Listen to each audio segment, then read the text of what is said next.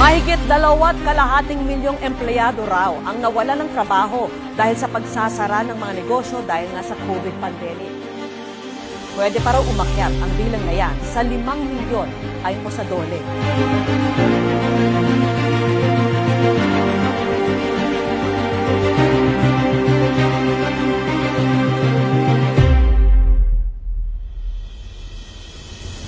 Kung si Finance Secretary Carlos Dominguez ang tatanungin, total naman daw at mukhang hindi pa maglalaho ang COVID-19 sa ngayon, dapat matuto na lang tayong mamuhay kasama nito. We have to face the new reality.